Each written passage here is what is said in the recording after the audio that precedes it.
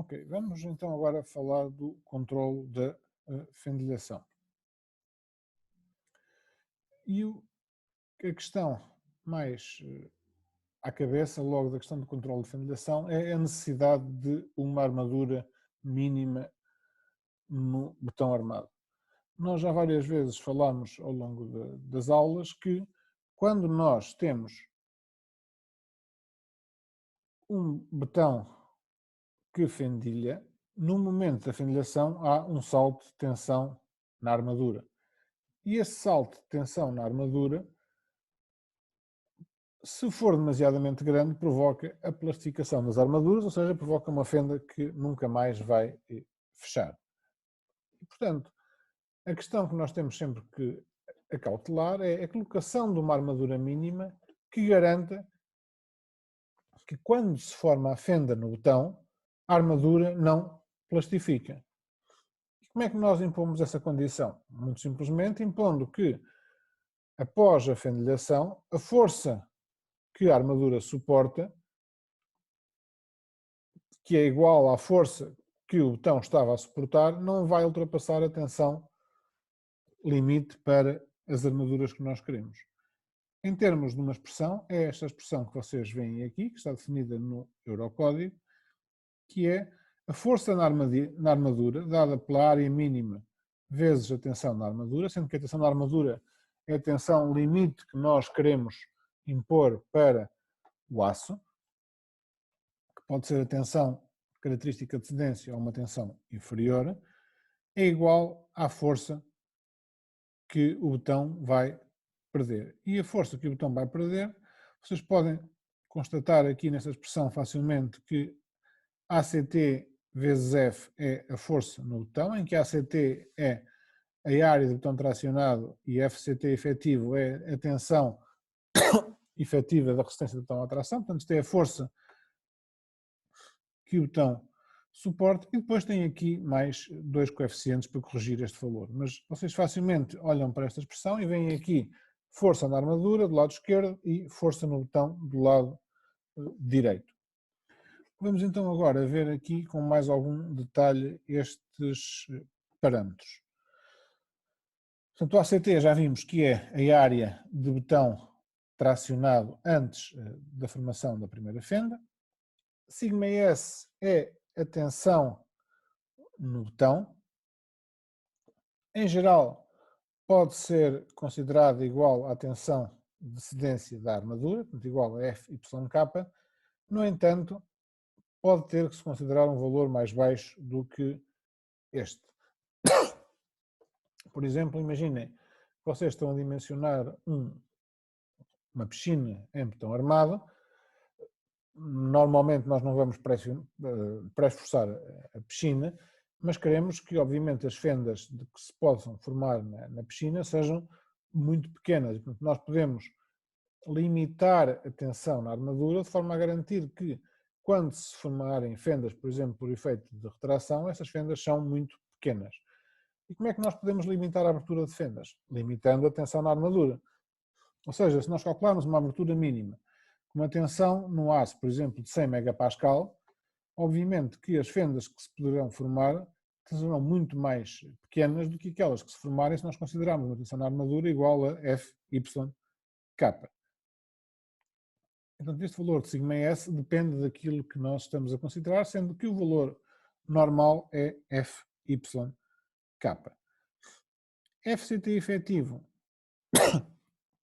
é a resistência do botão à tração na data em que se prevêem formar as primeiras fendas.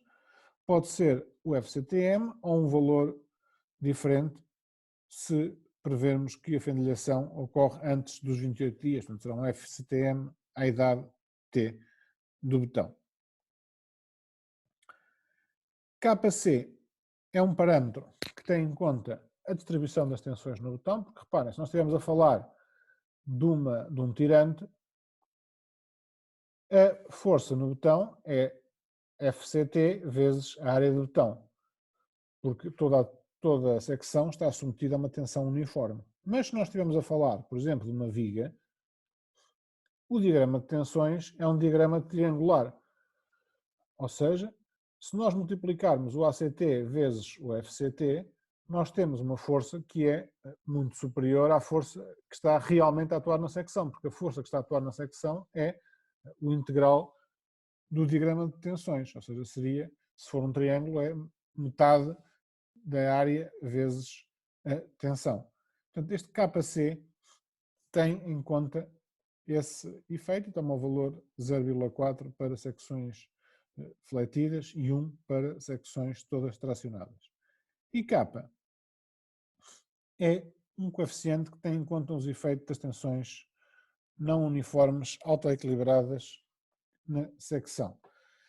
Tem esta forma que está aqui representada e depende do tipo da espessura do elemento.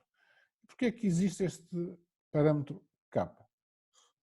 Porque imaginem que nós temos um elemento sujeito a uma força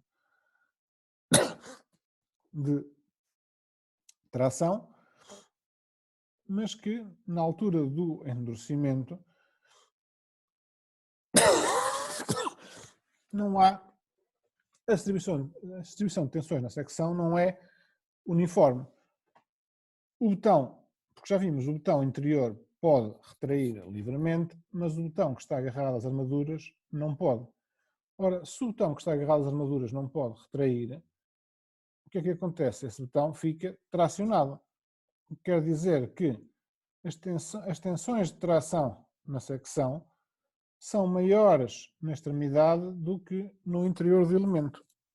Ou seja, nós temos uma distribuição de tensões que é algo deste género devido, por exemplo, a fenómenos como a retração.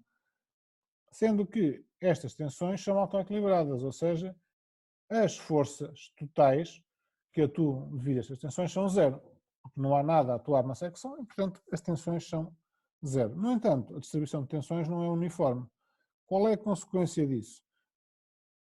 A consequência é que o botão exterior vai atingir a tensão máxima de tração antes da tensão média na secção ser igual à tensão de tração.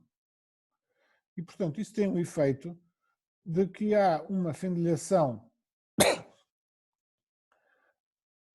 mais cedo do que a correspondente à tensão média. Portanto, este K é um fator redutor que para secções pequenas toma o valor 1, ou seja, este efeito não é significativo, mas para secções de grande espessura este efeito pode ir até 0,65. Então, um efeito que tem a ver com tensões autoequilibradas que ocorre sobretudo em secções de grande dimensão.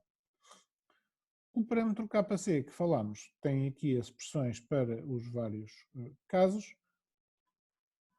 sendo que, não havendo esforço axial para as vigas, nós recorremos aqui a esta expressão em que o KC toma o valor 0,4. Pela flexão simples, KC toma o valor 0,4.